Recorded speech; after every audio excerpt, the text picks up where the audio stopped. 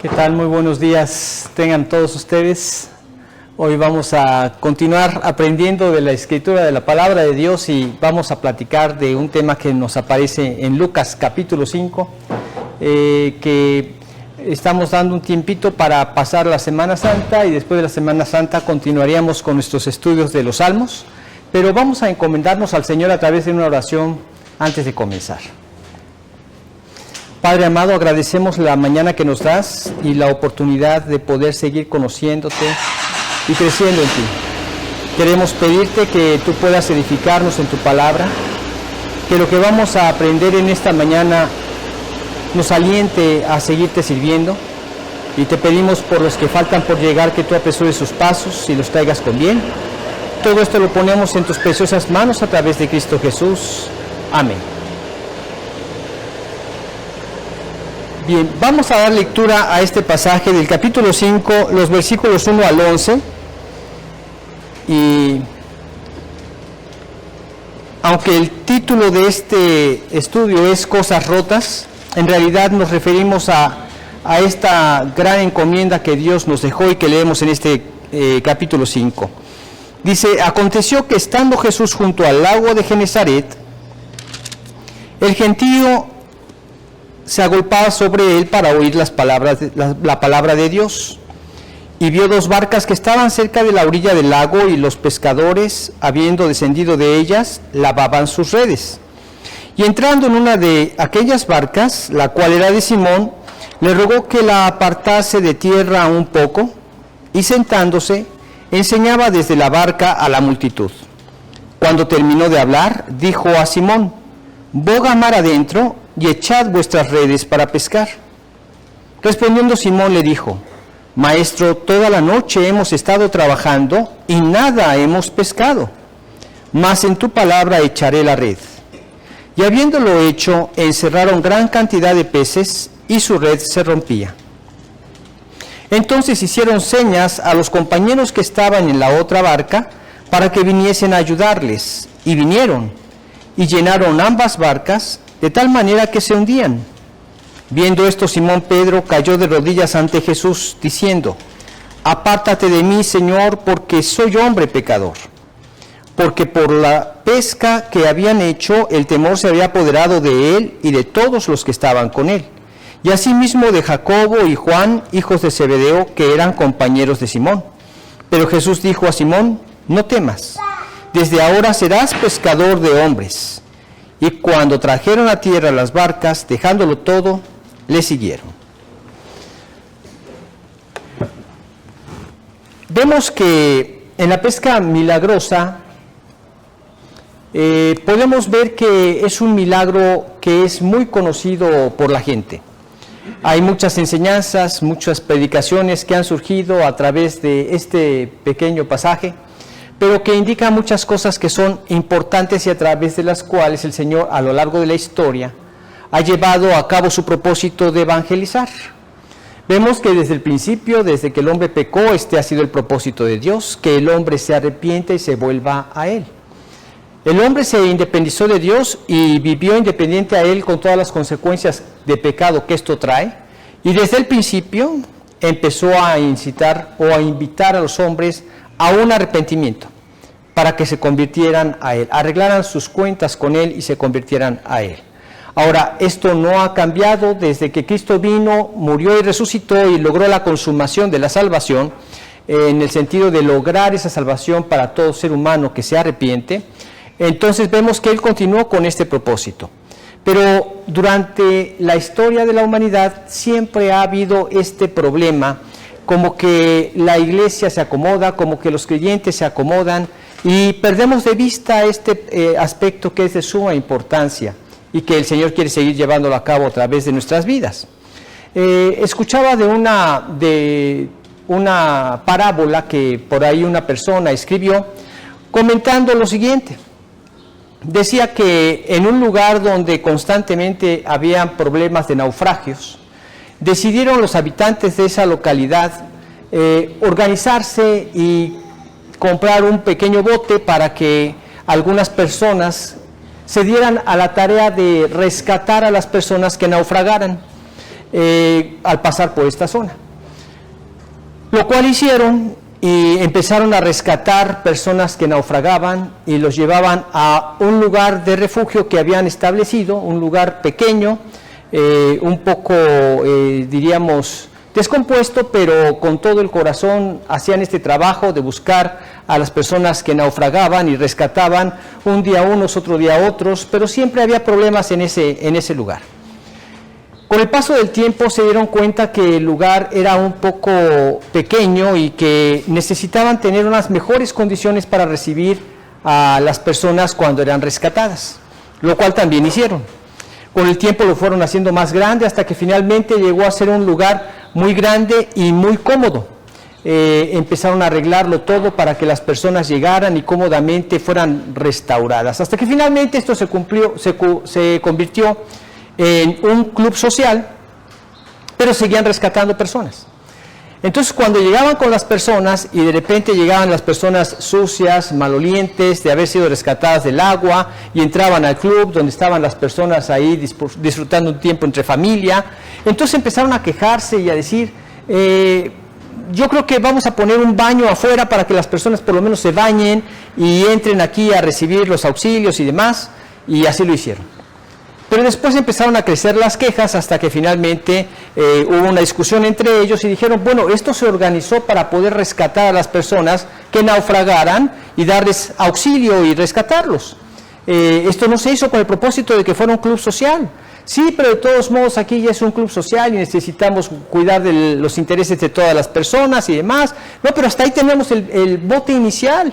Sí, no importa, pero si ustedes ya no quieren seguir con este club social, pues construyanse otro lugar donde puedan rescatar gentes como ustedes quieren, lo cual hicieron. Entonces construyeron otro lugar y ese lugar empezó a rescatar personas, y con el tiempo volvió a tener el mismo problema que el lugar original. Empezó a crecer, se convirtió en un club social y así. Y de esta forma hicieron otro y otro, y este se convirtió en un lugar con muchos clubes sociales alrededor, y después nadie iba a rescatar a los náufragos y finalmente los dejaron morir. Entonces esto claramente ilustra lo que muchas veces sucede en las iglesias. Llegamos a tener este interés, esta inquietud, y de repente la iglesia empieza a crecer, empiezan a buscar la comodidad, y como creyentes nos establecemos, y de repente ya no vemos tan necesario ese inquietarnos, molestarnos para invertir tiempo, para compartir el mensaje con las personas. Ya nos da un poco más de penilla acercarnos, iniciar una conversación, no sabemos cómo vayan a reaccionar, y pues mejor prefiero pasar un tiempo también con familia, porque es importante, o con otros hermanos en Cristo, y olvidamos las almas y dejamos que se pierdan. Aquí vemos cosas rotas, de las cuales vamos a analizar 3 que se mencionan en este pasaje, pero que nos invita el Señor a reaccionar. Vemos como primer punto una red rota, y uno podría decir, ¿qué importa esa red rota? Bueno, ¿cuál fue el efecto de esa red rota? Leemos en el versículo 6 que dice, y se rompían las redes. Vamos a leerlo nuevamente en Lucas capítulo 5, el versículo 6. Dice, y habiéndolo hecho, encerraron gran cantidad de peces y su red se rompía. Ahora, este pasaje nos muestra el señorío de Cristo y nos muestra también su llamado a servirle. Y ese llamado a servirle es con una vida que da un testimonio claro de Él, a través de la cual Dios quiere que demos testimonio a otras personas. Claro, cuando la gente ve tu vida cambiada, una vida que estaba viviendo en un egoísmo que causaba una ruina, no solo en lo personal, sino también en lo familiar, y afectaba incluso socialmente, a una vida que ahora es cambiada y empieza a vivir para darse en servicio al Señor, para darse en servicio a otras personas, para manifestar actos concretos de amor hacia el prójimo, se ve ese cambio. Y esto nos permite o nos facilita el trabajo de hablarles del Evangelio para que entiendan de lo que se trata, de un cambio de vida, de un cambio de vida operado por el poder de Dios. Y entonces vemos aquí que habla acerca de que las redes se rompían. Bueno, veamos estos detalles de esta pesca. Ellos habían terminado ya de trabajar, habían trabajado durante toda la noche y ya se encontraban en la tarea de arreglar su material o su equipo de trabajo, que eran las redes. Estaban ellos lavando las redes y habían tenido una noche muy pesada porque no habían logrado pescar nada. Durante la noche no pescaron nada. Ahora, recordemos que esto es algo que se tenía muy claro el conocimiento de lo que era la pesca. Hablamos de personas que a eso se dedicaban, eran pescadores y no recogieron nada durante toda la noche. Ahora, no podíamos decir que ellos salieron en la noche y pues como eran novatones no sabían ni cómo pescar. Hace poco mi hijo me hizo la propuesta de que nos fuéramos los varones de la casa a un camping. Y nos fuimos mi hijo David, mi nieto David y mi nieto Samuel y yo. Ya llevamos al camping. No saben cómo extrañé a mi esposa. Ella siempre se acuerda de todos los detalles y bueno, y la comida bien rica. Bueno, total que llevamos sándwiches y bebidas ahí en el cartoncito y bueno, ahí nos vamos a la aventura. Y estando allá, empezamos nosotros a darnos cuenta de muchas carencias y de problemas que enfrentamos, y de repente, pues como nos dieron una caña para pescar dentro de lo que era el costo de la acampada, pues ahí vamos a pescar. Y ahí estábamos con la caña, y yo haciéndolo así para que vieran la carnaza, y se animaran a morder y todo eso, y no pescamos absolutamente nada, completos novatos, ¿verdad? De repente le dije a una de las personas que cuidaban ahí, oiga, ¿y ustedes han pescado algo aquí? Sí, se pesca, y se pesca peces bonitos. Ah, sí, ¿y qué se necesita para pescar? Pues mire, tiene que poner la caña y no moverla para nada. Y ya cuando usted ve que se mueve porque el pez mordió, la jala y ahí ya pescó su pececito. No, pues cuando íbamos en la lanchita y con la caña en el agua, a ver en qué momento se le ocurría a los peces. Dice, no, es que los peces se espantan con cualquier movimiento. Aquí hay que dejarla quietecita. Ellos no eran así. Ellos sí sabían pescar y sabían cuál era la mejor hora o el mejor momento para hacerlo. Y si se fueron en la noche es porque en la noche pescaban. Y no pescaron nada en esa noche. Ahora, hay algo que sobresale en este momento, ¿no? Dios obra ante la adversidad. Nosotros muchas veces enfrentamos cosas en donde no entendemos por qué suceden. A veces hay necesidades que necesitamos cubrir y no entendemos por qué sucede. Pero tenemos que descansar en que Él obra ante esas adversidades. Él nos enseña ante esas adversidades. Él permite esas adversidades. Y el fracaso no es un factor para Él.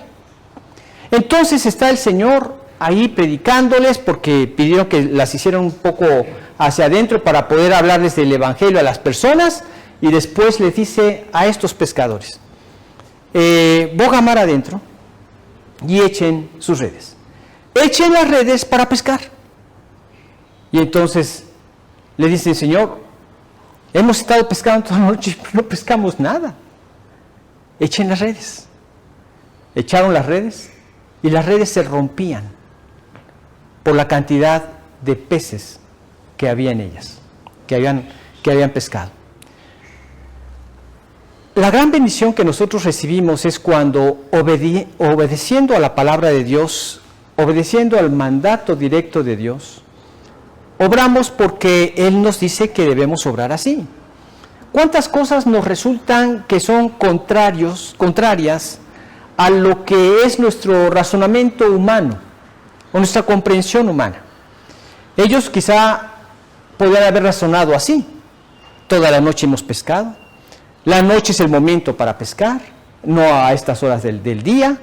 Y podrían haber razonado muchas cosas como que no tenía ningún caso volver a desenredar estas redes. Tenían que aventarlas, ¿no? Y tenían que recogerlas. Era un trabajo. Otra vez, aventarlas y recogerlas. Estamos angustiados, estamos agotados. No hemos dormido.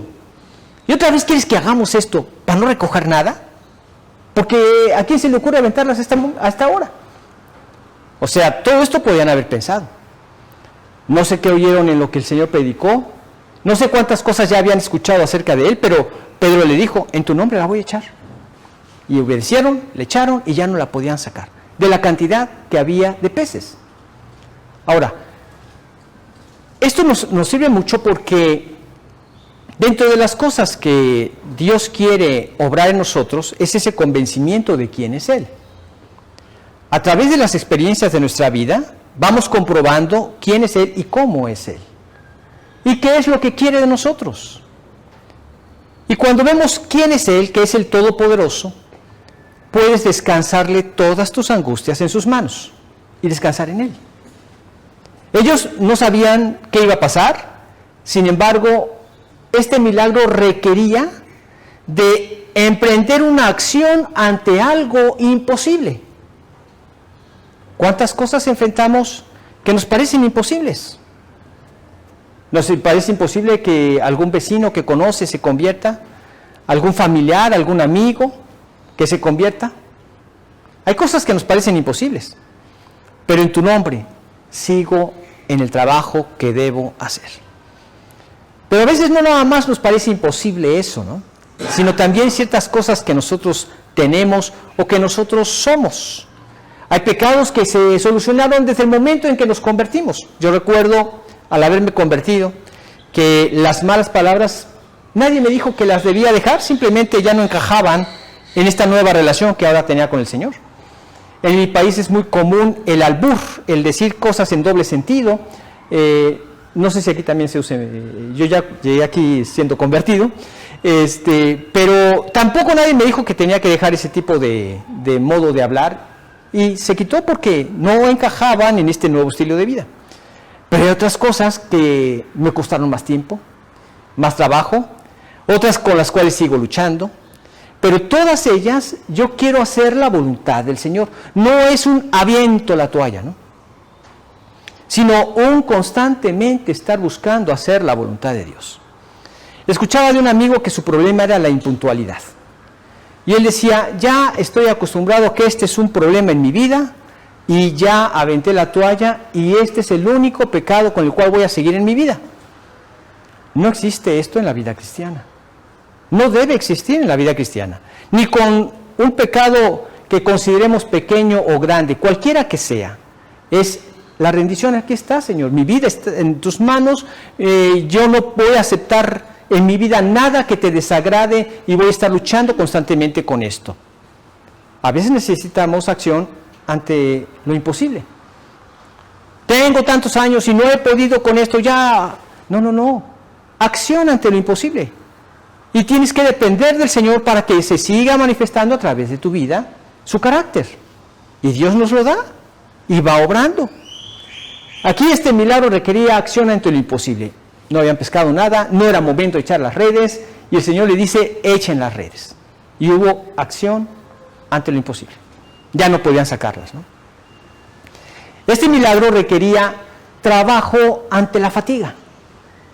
Yo sé que tenemos la responsabilidad de trabajar y llevar el sustento a nuestra familia, y aparte de eso, se nos presenta la oportunidad de compartir el Evangelio.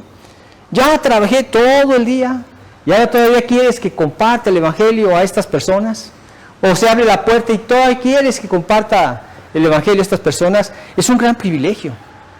El poder obrar en el cambio de la gente es un gran privilegio. Recuerdo en una ocasión que trabajaba en una escuela de señoritas que estudiaban para diversas disciplinas como mecanografía, secretarias bilingües, etcétera, ¿no? Puras mujeres. Y un día se me acercó la directora y me dijo, Guillermo, quisiera pedirle un favor. Fíjese que estamos teniendo muchos problemas con las señoritas porque varias están resultando con embarazos indeseables. Y no sabemos ni qué hacer para poderlas ayudar. Pero sabemos que usted estudia la Biblia y queríamos pedirle si nos podría dar una plática de la Biblia para ver si de alguna manera pudiera entrar a los corazones de ellas y reaccionaran y ya no hubiera tantos problemas como los que están surgiendo últimamente. Por supuesto que le dije que sí. Mi consuegro dice que a almorzar y a predicar nunca me voy a negar. Entonces, yo no tenía ese dicho, pero por supuesto que no me voy a negar y le dije que sí. Entonces me lo pidió para un viernes, esto fue como un miércoles, no, esto fue un jueves y me lo pidió para el viernes, para el día siguiente. Entonces yo me acuerdo haber llegado ya cansado del trabajo, porque yo no sé cómo le hacía el Señor. Yo se lo pedía y él lo hacía, pero yo no sé cómo le hacía, porque yo tenía que trabajar, mantener a mi familia, pasar tiempo con mi familia, tenía un grupo de discipulado, tenía un grupo de predicación, tomaba predicaciones, y todo esto, el Señor daba el tiempo y el Señor daba la energía. Y recuerdo haber acabado ya agotado y le dije, Señor, ya no tengo fuerzas, ya en esta cabeza y en este cuerpo ya hay agotamiento, y tú sabes que me pidieron que diera un mensaje para mañana, y yo quiero servirte, pero necesitas darme fuerzas para poderlo estudiar y preparar. Y por principio de cuentas tuve que hacerlo en una posición incómoda y estudiarlo de esta manera, y gracias a Dios dio la energía, y al día siguiente compartí el mensaje para que estas señoritas escucharan. Algunas llegaron a pedirme consejo y demás, pero fue maravilloso poder servir al Señor. Le pedimos la energía, Dios te la da. Sé que lo necesitas. Ellos estaban ya agotados, habían trabajado toda la noche, no habían dormido toda la noche. Y el Señor les dice, ante este cansancio, ante este agotamiento que ustedes tienen, un extra, ¿sí? Van a tener que volver a jalar las redes. Y ya no las podían sacar de lo lleno de peces que estaban. Y otra cosa que requería era de fe ante la duda. Sobreponerse ante esa duda. Ellos sabían que era improbable que sacaran peces, pero le dijeron, en tu nombre lo vamos a hacer. Hemos visto, hemos oído, acabas de decir cosas que nos sorprenden. En la Biblia se nos dice que Él les enseñaba con autoridad, no como los escribas, sino como quien tiene autoridad. Y algo ahí había en el corazón de Pedro que dijo, en tu nombre lo vamos a hacer. Y es en su nombre cuando nosotros oramos y cuando le pedimos las cosas. Porque nosotros tenemos ya la Escritura y el conocimiento de quién es Dios, de cómo es Cristo, de cómo es Él y lo que pretende a nosotros. Y en cada acto de lo que hemos experimentado en la vida podemos ver cosas muy especiales de Él. Él dio el paso, lo hizo por fe y recibieron la bendición. Ya no podían sacar las redes. Ahora, este milagro demostró varias cosas. Primero demostró el señorío de Cristo. Pero su señorío tiene que ser obedecido voluntariamente. No es un dictador, no es alguien que busca dominar a su antojo para sacar provecho de nosotros, sino al contrario. Él pide sometimiento voluntario ante su señorío. En Lucas 6:46 dice, ¿por qué me llamáis Señor, Señor, y no hacéis lo que yo os digo? Le decimos que Él es el Señor, y lo es, realmente. Pero si decimos que Él es el Señor, tenemos que hacer lo que Él dice. Y entonces esto trató de demostrarles el Señor al darle esta orden. Echen las redes para pescar. Y ellos voluntariamente se sometieron. ¿Te sometes a la instrucción del Señor? Cada aspecto de lo que Él nos dice en su palabra es sumamente importante, aunque nos parezca contrario a lo que la sociedad piensa o lo que tú mismo puedes pensar. No encontramos una posición lógica y correcta que una mujer se tenga que someter a su marido, cuando el marido es un imperfecto ser humano. Señor, tú pídeme que me someta a ti, que te siga a ti, que te sirva a ti, pero no me pidas esto, por favor. O lo que le pide al hombre con su esposa. Hay cosas que nos resultan un poco ilógicas. ¿Cómo en la actualidad que le dé golpes en las nalguitas a mis hijos para educarlos? Nos resulta como que chocante. Es más, lejos de que esto vaya a producir en ellos algún efecto correctivo, van a odiarme. Y de hecho, hay personas que así me lo mostraron. No los veo todo el día, y cuando los veo, les voy a estar tizando de golpes, olvídate, pues me van a odiar. Sin embargo, a los que lo practicamos, vemos lo contrario. Porque ven que tienes atención, te interesa su vida, te preocupas por su vida. Claro que Dios nos enseña cómo hacerlo, no es algo que nosotros tenemos que hacer por gusto o que nos guste andar tras de ellos como si fueran piñatas, sino que lo hacemos porque Dios nos lo pide, aunque nos causa dolor. Nos causa dolor. En ocasiones que nos han dejado a mis nietos en casa, en ocasiones que se quieren salir de la raya, yo he tenido que ser poco firmes con ellos. Les decía, ¿sabes por qué había orden en esta casa cuando tu mamá estaba pequeña? Le digo a mis nietos, y cuando tus tíos estaban pequeños.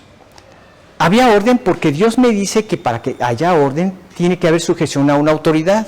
Y si no hay sujeción a esa autoridad, hay una varita que quita la necedad del corazón del muchacho. Y yo apliqué esa varita sobre las nalguitas de mis hijos. No me gustaría tener que estrenar en las de mis nietos.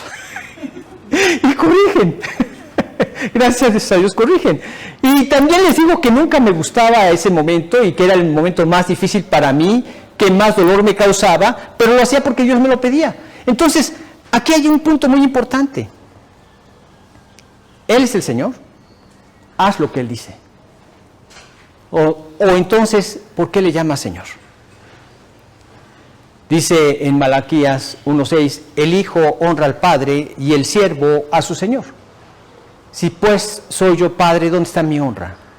Y si soy Señor, ¿dónde está mi temor? Dice Jehová de los ejércitos. A vosotros, oh sacerdotes, que menospreciáis mi nombre.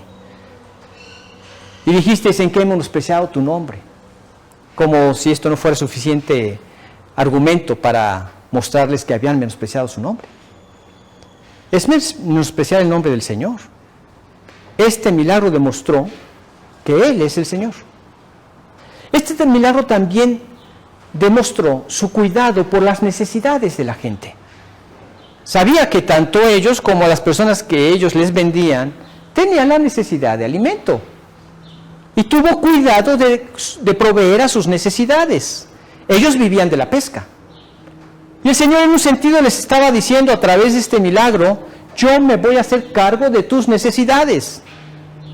A veces, aún de manera milagrosa. Leemos en la Escritura pasajes como el de, mira las aves del cielo, no siembran, ni ciegan, ni recogen en graneros, y vuestro Padre Celestial las alimenta. ¿No valéis vosotros mucho más, hombres de poca fe? Él se preocupa de las necesidades de estos animales y nosotros como seres humanos, ¿tú crees que no se preocupe para proveer a nuestras necesidades? Y Él siempre provee las necesidades básicas del ser humano, de sustento, de abrigo. Él cuida por nosotros. Él dice, más buscad primeramente el reino de Dios y su justicia, y todas estas cosas os serán añadidas. Esto no es el objetivo de la vida. Aunque es por lo que el hombre vive, no es el objetivo principal de la vida. El objetivo principal de la vida es hacer la voluntad del Señor.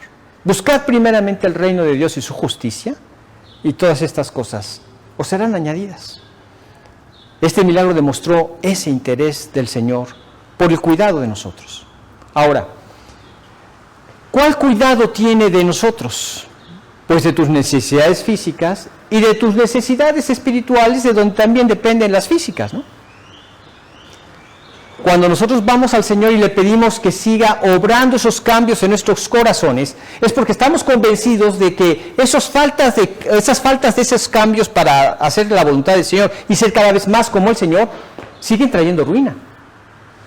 Hemos comentado lo que dice en 1 Corintios 13, y vemos que cada uno de esos aspectos, si no los obedecemos, causan ruina. El amor no tiene envidia, ¿sí? Y la envidia cuando no es arreglada, causa ruina. Por eso sabemos que cada aspecto que aún no ha sido arreglado es un problema para nuestro ministerio. Y se lo pedimos al Señor, y el Señor va siempre a proveer a nuestras necesidades. Y te vas convenciendo de esto. Sí, Él es el Señor. Sí, Él tiene cuidado de mi vida. Leemos en Romanos 8:32 que dice: el que no escatimó a su propio Hijo, sino que lo entregó por todos nosotros. Fíjate lo que Él hizo. Se desprendió de su propio Hijo. Dejó la gloria al Señor Jesús para hacerse hombre y morir por nuestros pecados y lograr esa reconciliación con Dios. Si Él ya hizo, ese es el razonamiento, si Él ya hizo lo más portentoso, grandioso, glorioso que se puede hacer por el ser humano, dar su vida por nosotros, dice, ¿cómo no nos dará también con Él todas las cosas? ¿Qué es lo que logró? Que nosotros hiciéramos su voluntad a través de aceptar su salvación. ¿Qué es lo que quiere? Que ahora vivamos haciendo su voluntad a través de nuestro servicio. Y Él nos va a dar todo lo que necesitamos para llevar a cabo este servicio. ¿Qué es el más importante servicio? Porque si no, ponte a meditar. En la cruz, ¿crees que haya otro propósito por el cual Jesús vino? ¿Tú crees que el propósito de Dios es que tú seas una persona próspera, tengas mucho dinero, muchas riquezas, que disfrutes de una salud envidiable, que seas el profesional más destacado del mundo? Mira la cruz. Él quiere que las personas se conviertan, lo conozcan, se salven, porque de eso depende la eternidad. Esta vida es breve, estamos aquí de paso y es bien breve. Y nuestro convertirnos a Cristo fue lo más importante para nosotros, y nuestro servicio para que otros se conviertan a Cristo es la razón por la cual Dios nos deja aquí en la tierra hasta que llegamos a su presencia. Dicho sea de paso, allá en el cielo ya no vamos a necesitar predicarle el Evangelio a nadie. Esto es un privilegio que nos da mientras estemos aquí en la tierra. Compartir su mensaje. Pedíselo a Dios. Te quiero servir, Señor. Ábreme puertas, dame el valor, la fortaleza. Ellos estaban agotados y Dios les dijo, hagan esto. Guíame en tu poder para hacer las cosas que te agradan, y Dios nos lo dará. Entonces demostró el señorío de Cristo, demostró su cuidado por las necesidades, demostró su poder sobre la naturaleza. No era momento de echar las redes. ¿Cuántos eventos vemos en la Biblia en donde mostró el poder que el Señor tiene sobre la naturaleza? Por ejemplo, sobre la gravedad, caminando Él sobre las aguas. Sobre el viento, cuando estaba una tormenta y estaban en el mar y Él estaba recostado, se levanta y le reprende al viento y reprende al mar para que se hiciera grande bonanza, o sea, que se tranquilizara todo hasta llegar a la orilla. ¿Quién tiene el control para hacer estas cosas? Sin embargo, Él mostró su poder sobre la naturaleza para hacer su voluntad. Vemos a un Elías que llega con el rey Acab, que se había volcado hacia la adoración de ídolos. Era incitado también a esto por la malvada esposa que tenía. Y entonces Elías se acerca y le dice, en el nombre de Dios, no va a volver a llover como un juicio divino hasta que por mí vuelva a llover. Hasta que por mi dicho vuelva a llover. Pero él no se refería a sí mismo, sino al dicho de Dios. Y entonces, el poder sobre la naturaleza. No llovió por 3 años y 6 meses. Dirías, no llovió porque no era tiempo de lluvia. No llovió 3 años y 6 meses. Hasta que nuevamente se llega a presentar con él y le dice, arregla esto porque va a llover. Y finalmente llovió. Después de haber arreglado cuentas y juicios contra todos los idólatras que había en el pueblo, ¿verdad? Pero Él nos mostró en repetidas ocasiones su poder sobre la naturaleza. Está Moisés siguiéndoles los egipcios y un mar enfrente, y Dios le dice: estira tu vara, toca las aguas, y se empezaron a abrir. Su poder sobre la naturaleza. Y se mantuvieron abiertas y ellos caminaron por tierra seca. Yo no me imagino qué impresionante debe haber sido ese episodio, ¿verdad? Voltear por los dos lados y ver muros de agua por los dos lados. Yo no sé qué impresionante pudo haber sido eso. Una lucha que hubo del pueblo de Israel contra sus enemigos, y Josué clama para que se detenga el sol y la luna, y se detuvo por casi un día entero.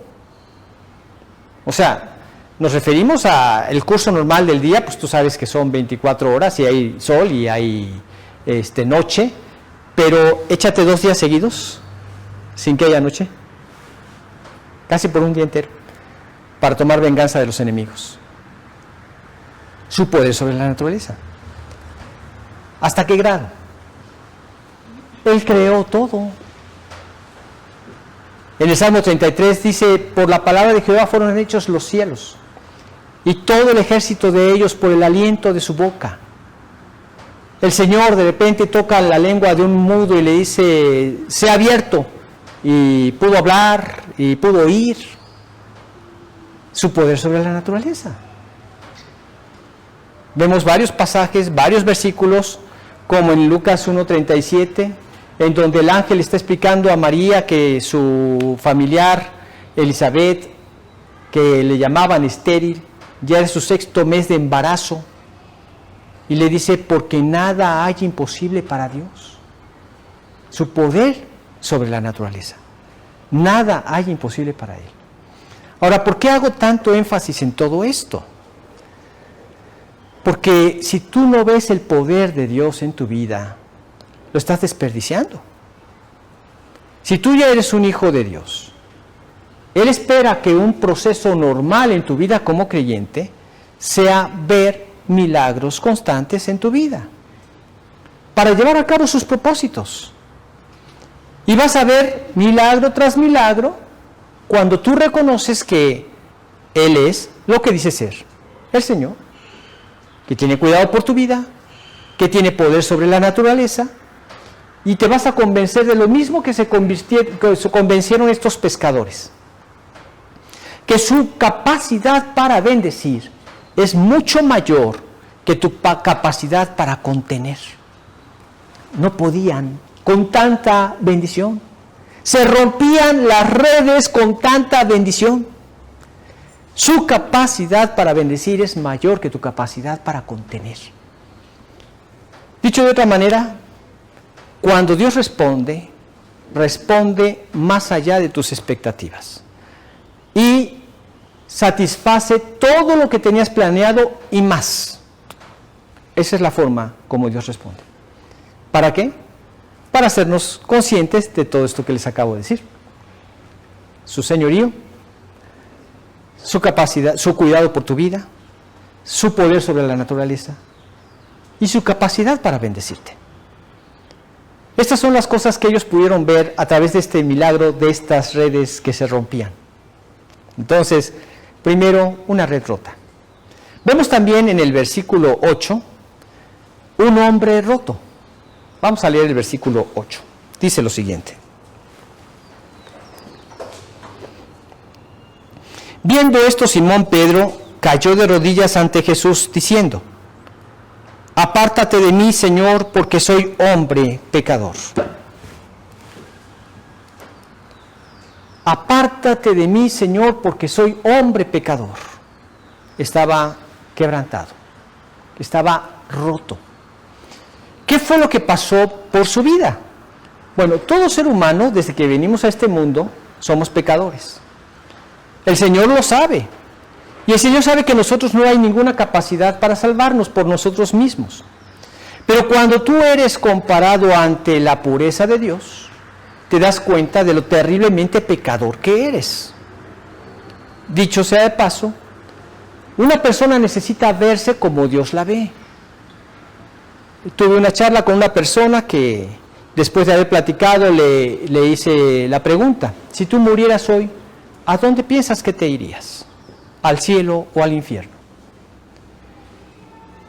La persona con problemas de alcoholismo, le había puesto ya algunos versículos al respecto. Cuando vemos la manifestación de las obras de la carne, que son homicidios, borracheras, orgías y cosas semejantes a estas, acerca de las cuales os amonesto, como ya os lo he dicho antes, que los que practican tales cosas no heredarán el reino de Dios. Yo no sé si no estaba atento o qué, pero esto era suficiente para decir: me voy a ir al infierno. Me dice: no sé. Yo creo que me iría al cielo porque algo que yo siempre he buscado es el bien de la gente. Esto lo oigo con frecuencia. Personas que piensan que se van a salvar porque he sido un buen padre, porque he sido un buen trabajador, etc. Leía de una anécdota, algo escrito, no real, de una persona que, pues al morir, decía que llegaba a la antesala y se le aparecía Pedro y le decía: mira, te voy a decir, a leer la cartilla para que sepas de lo que se trata esto. Aquí yo te voy a preguntar y tú me vas a responder. Por cada cosa que tú me respondas, yo te diré cuántos puntos llevas.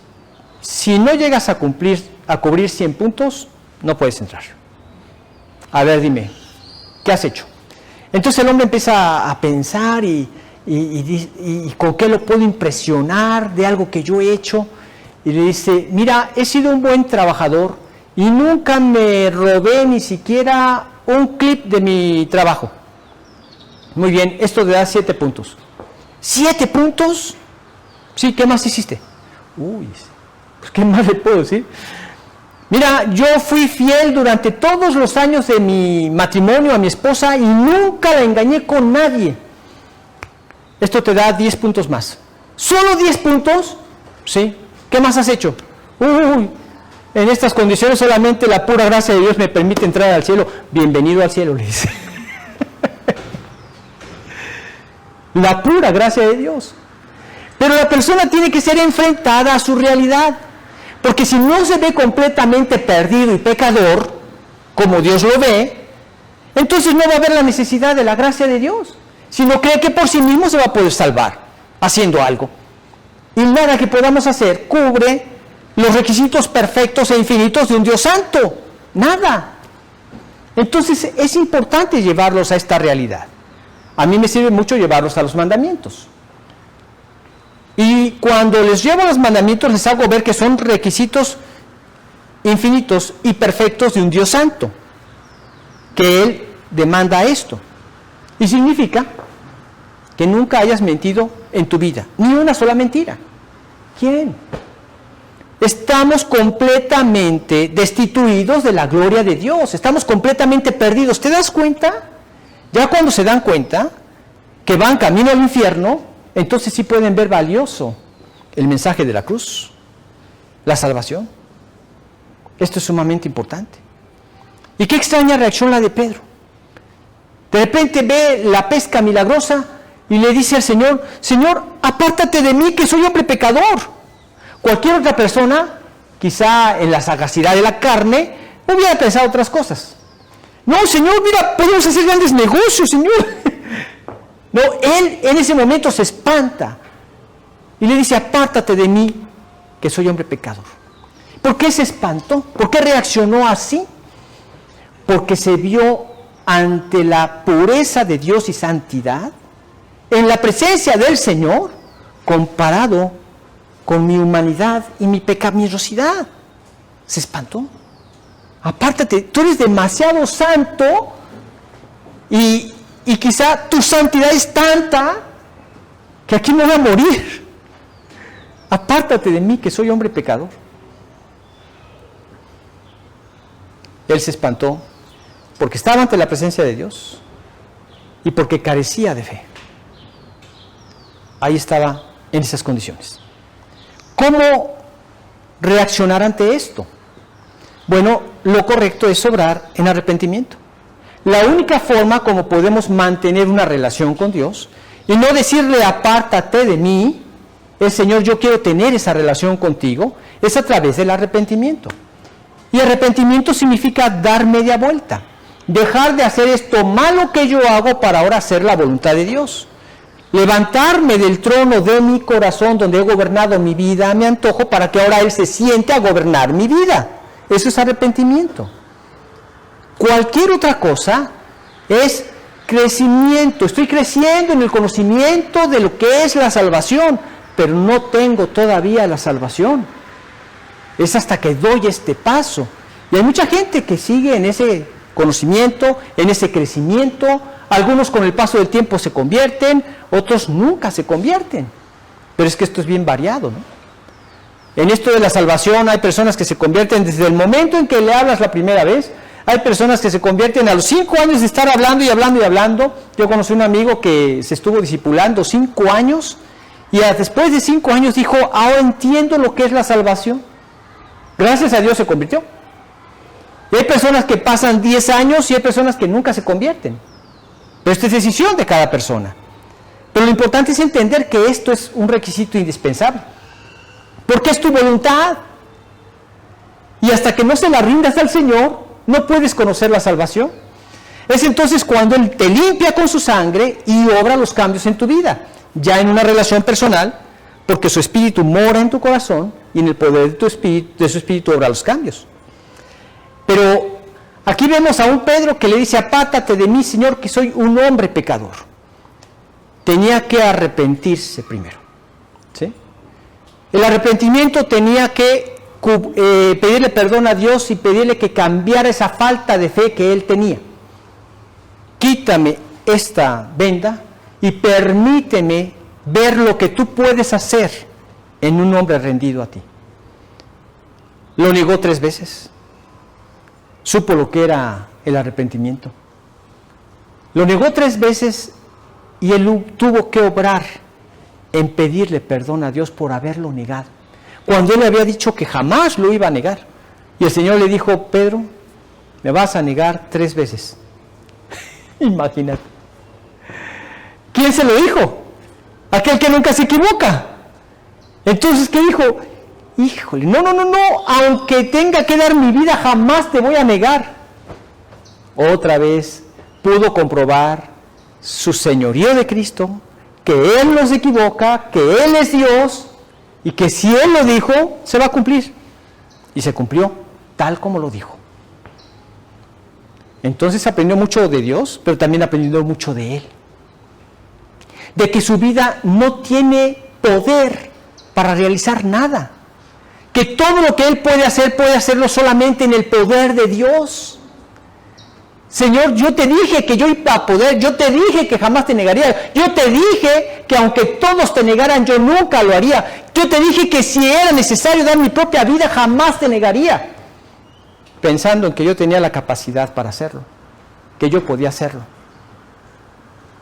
Pero comprobé que no, me estrellé. Y que si no eres tú quien lo haces, no hay posibilidad de ningún cambio en mí. Y entonces descansó su vida en el Señor. Esto es tremendo, pero vemos que en la Biblia se nos hablan de muchos aspectos de arrepentimiento. Se nos habla de un arrepentimiento que es para salvación. Dice en 2 Corintios 7:10, dice, pero el arrepentimiento que es según Dios pero la tristeza, que es según Dios, produce arrepentimiento para salvación, de que no hay que arrepentirse. Pero la tristeza del mundo produce muerte. En otro pasaje leemos que dice, y cuando Él venga convencerá al mundo de pecado, de justicia y de juicio.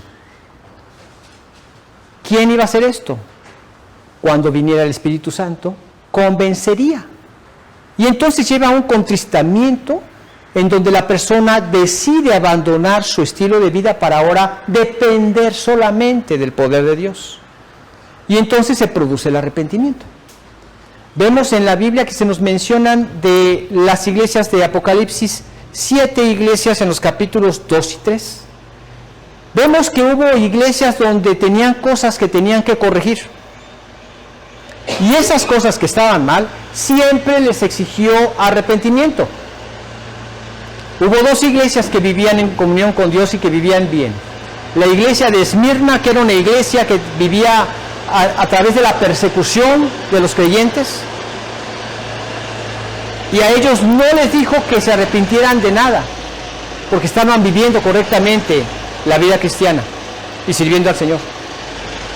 Otra iglesia, la de Filadelfia, que era una iglesia misionera, tampoco les dijo que se arrepintieran de nada. Pero a las otras iglesias siempre había algo que había que arrepentirse.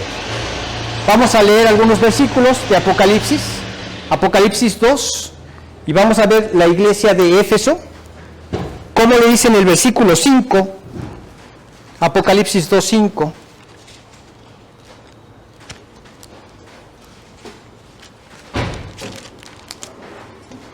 Recuerda por tanto de dónde has caído y arrepiéntete y haz las primeras obras, pues si no vendré pronto a ti y quitaré tu candelero de su lugar, si no te hubieres arrepentido. Era una iglesia que tenía cosas buenas, era una iglesia que había examinado a los que se decían ser apóstoles y no lo eran, y los habían hallado mentirosos, habían trabajado arduamente por amor de su nombre, y no habían desmayado, pero habían dejado su primer amor. Y esto es de lo que el Señor les dice: arrepiéntete. El amor ágape, vivir en ese amor ágape, para Dios, y por amor a Dios, para rescatar a los perdidos.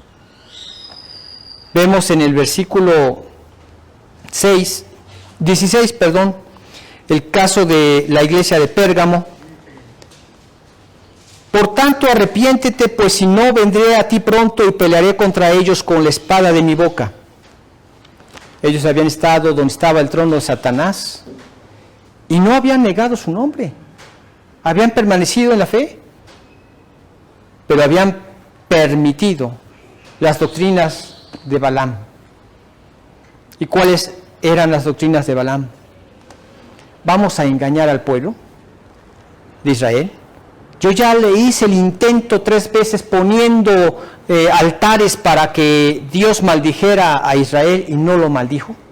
Vamos a jugársela al revés. Por ahí los vamos a atrapar. Esa es una estrategia muy del diablo. Con Daniel, ¿cómo lo hizo? Cuando querían quitarlo del camino, dijeron: este hombre es tan recto que no vamos a encontrar manera de eliminarlo, si no lo encontramos en cuanto a su Dios. Y entonces le dicen al rey que firme un edicto que nadie pueda en el espacio de 3 meses adorar a nadie más que al rey. Sabían que iba a faltar a este edicto, y así fue como lo atraparon y lo llevaron al foso de los leones. Y conocemos la historia.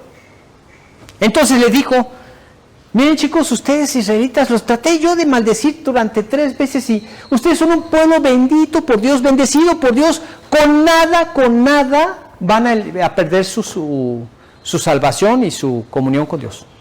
Nada los va a poder maldecir. Así es que no tiene nada de malo que tengan un relajamiento aquí con nuestras mujeres, y los invitaron y cayeron y murieron 20 y tantos mil en ese pecado. Así se las gasta el diablo. No, tú ya hiciste la oración, tú ya eres salvo, tú declárate salvo porque ya vas camino al cielo, y con haber hecho la oración es suficiente. Así es que si tú ya hiciste la oración, ¿o qué no es lo que dicen en tu iglesia? ¿O qué no es lo que te dijeron cuando te compartieron el evangelio? Con esa oración ya es suficiente. Así es que si de repente tienes tu canita al aire, tu adulterio, tus borracheras, no hay ningún problema, vas camino al cielo. No es una oración, es una voluntad rendida a la voluntad de Dios. Eso es la salvación. Puedes hacer la oración para invitarlo con la intención clara de rendir tu voluntad, pero no es la oración per se lo que te va a salvar. Pero esta es la estrategia del diablo. Vemos otra iglesia en el versículo 21 y 22, la iglesia de Teatira, donde también tenían que obrar en arrepentimiento. Dice: y le he dado tiempo para que se arrepienta, pero no quiere arrepentirse de su fornicación. Y aquí yo la arrojo en cama y en gran tribulación a los que con ella adulteran, si no se arrepienten de las obras de ella. Tienes una mujer que se llama Jezabel, se dice profetiza, y enseña y seduce a mis siervos a fornicar y a comer cosas sacrificadas a los ídolos, a cometer fornicación. Le he dado tiempo para que se arrepienta, pero no quiere arrepentirse. Ese es el punto. El arrepentimiento es voluntario. Nos pide que nos arrepentamos, pero si no quieres, el juicio también está a la puerta, ¿no? Pero el que se quiere arrepentir, abandona ese camino y entonces ve la bendición de Dios. Vemos en el 3.3 la iglesia de Sardis, que también la exhorta al arrepentimiento. Dice en el versículo 3: acuérdate pues de lo que has recibido y oído, y guárdalo y arrepiéntete.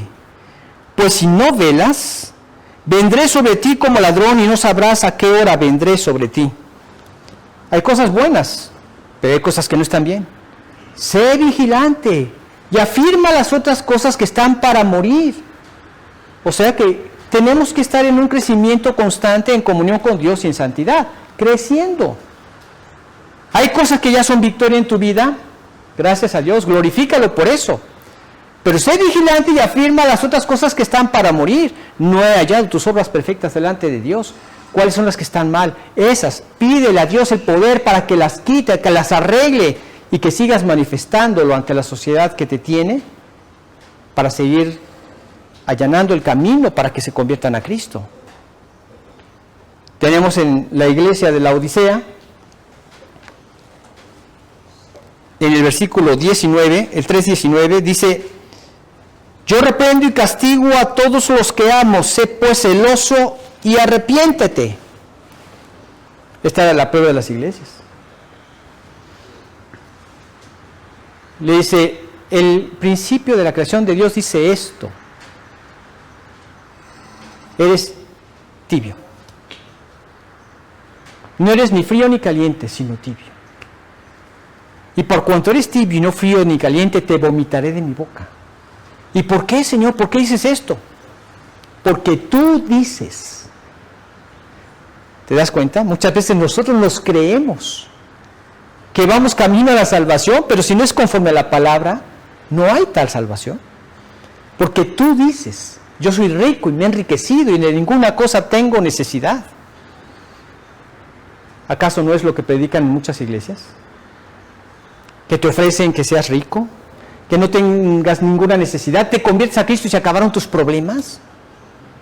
Y no sabes que tú eres un desventurado, miserable, pobre, ciego y desnudo. Desnudo en cuanto a las ropas de la salvación. No tienes salvación. Yo reprendo y castigo a todos los que amo. Sé pues celoso. Sígueme. Sígueme a mí.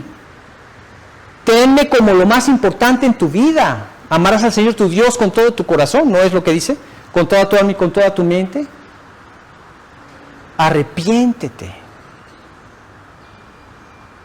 Él nos exhorta al arrepentimiento. Pedro tenía que arreglar su vida, Pedro tenía que confesar. Vemos diferentes eventos, como 5 que se hablan acerca de que los escogió, pero cada uno tiene que ver con algún aspecto del llamamiento de Dios a ellos, primero a la salvación, después al servicio, después a vivir para Él, y hasta que finalmente lo siguieron, estos 12 lo siguieron, determinados a vivir para Cristo, que eso es lo que Él busca en cada uno de nosotros. Pero tienes que obrar en ese arrepentimiento. Arrepentimiento para salvación. ¿Has dejado de servir al Señor? Arrepentimiento para seguirle sirviendo.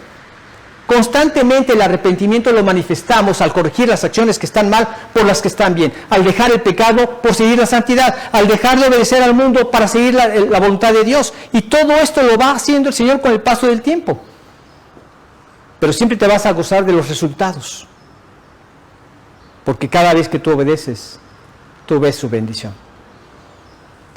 Entonces, era un hombre roto, que tenía que arreglar su vida, obrando en arrepentimiento, lo arregló con el Señor y se convirtió en un apóstol del Señor Jesucristo.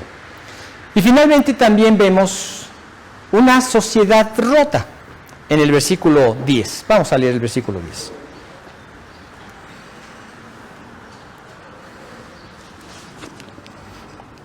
Dice: y asimismo de Jacobo y Juan, hijos de Zebedeo, que eran compañeros de Simón. Pero Jesús dijo a Simón: no temas, desde ahora serás pescador de hombres. Eran compañeros de Simón y ellos estaban asociados. Una sociedad rota, ¿por qué? Porque posiblemente ellos habían pensado en la posibilidad de hacer un gran negocio. Como les decía hace un momento, tú lo ves desde el punto de vista carnal, algo que Cristo está haciendo así, dices: uy, aquí ya tenemos la gallinita de los huevos de oro. Podemos hacer un gran negocio.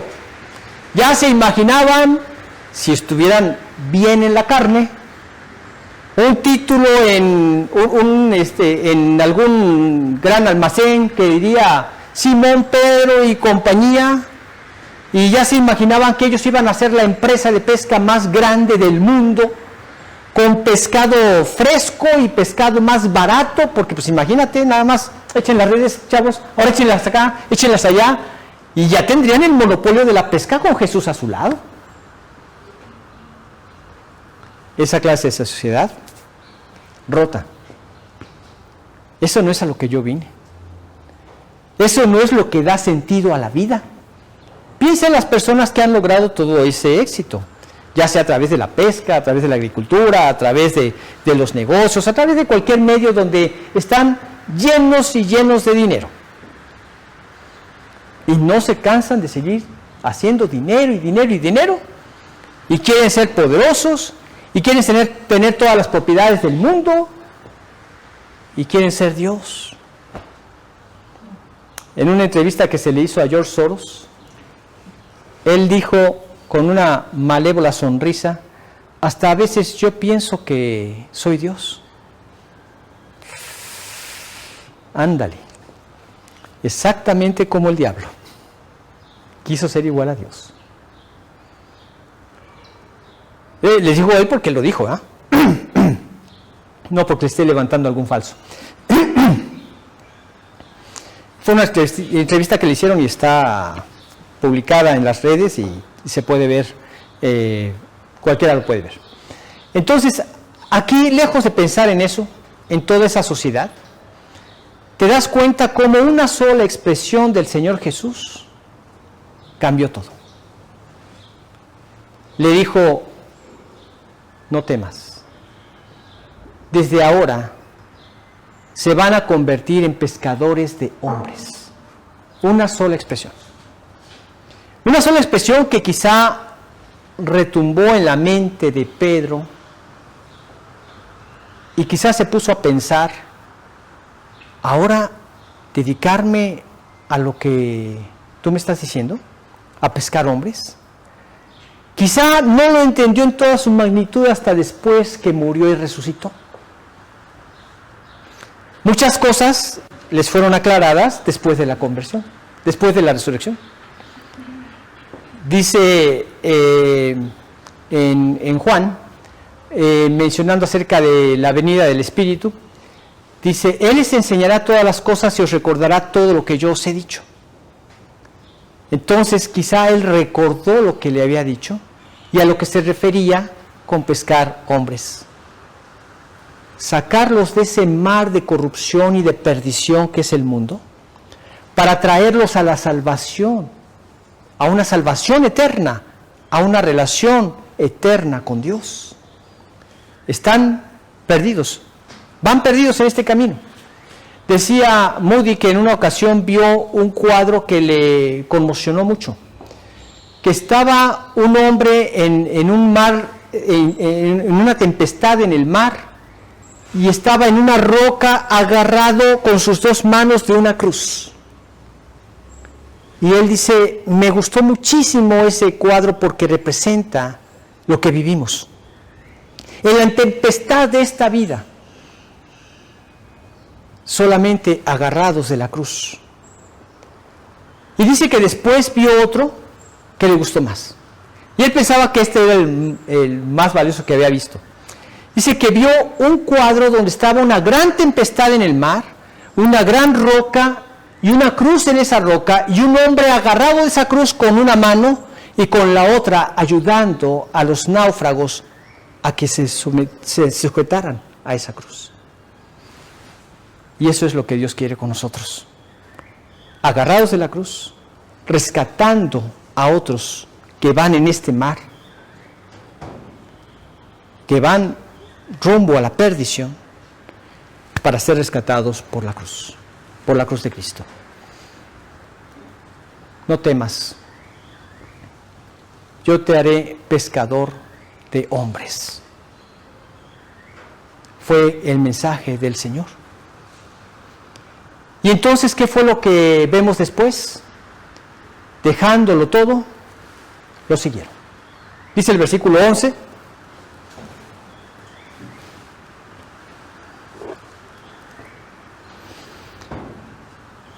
Tantito antes dice, pero Jesús dijo a Simón, no temas, desde ahora serás pescador de hombres. Y cuando trajeron a tierra la barca, dejándolo todo, le siguieron. Dejándolo todo.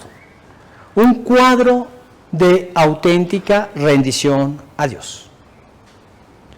¿Te has puesto a pensar en tu vida si hay algo que todavía no le hemos rendido? ¿Qué es lo que debes hacer para rendírselo al Señor? Obrar en arrepentimiento, pedirle su poder y ver esa victoria que lo va a glorificar a Él. No solamente te va a bendecir en ese disfrute de servir al Señor, sino también lo va a glorificar a Él. Y no hay otro sentido para esta vida.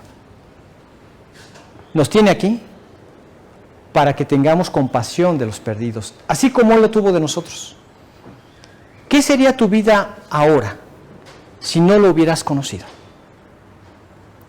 En la misma condición se encuentra muchísima gente que por no conocer a Dios, por no tener claridad de este mensaje, o quizá por no ver testimonios que hablan de Él, están en esa angustia. Pero necesitan escuchar por medio de nosotros y ser rescatados de esa vida de desesperación. Cuando tú lo entiendes, cuando tú entiendes de lo que fuiste rescatado, cuando estás consciente de que no hay otra forma en la que el hombre puede experimentar un cambio en su vida, cuando tú viviste en esa desesperación, en ese mundo de pecado, y cómo fuiste liberado por el conocimiento de Jesús, entiendes entonces y das el paso para poder compartir a otros la única solución que existe para sus vidas. Un hombre de una tribu Karen en Birmania había escuchado el mensaje de la Biblia y sabía que para poder conocer más acerca de Dios tenía que aprender a leer, lo cual tomó la decisión de hacer a pesar de que a 250 millas de distancia de donde él vivía había un puesto misionero en donde le podían enseñar a aprender a leer. El hombre, después de haber aceptado a Cristo y de entender el mensaje de salvación con claridad, quería compartirlo con otras personas. Pero temiendo de que le fallara su propia memoria, él quiso llegar a su tribu con un montón de libros que le ayudaran para poder presentar este mensaje a la gente.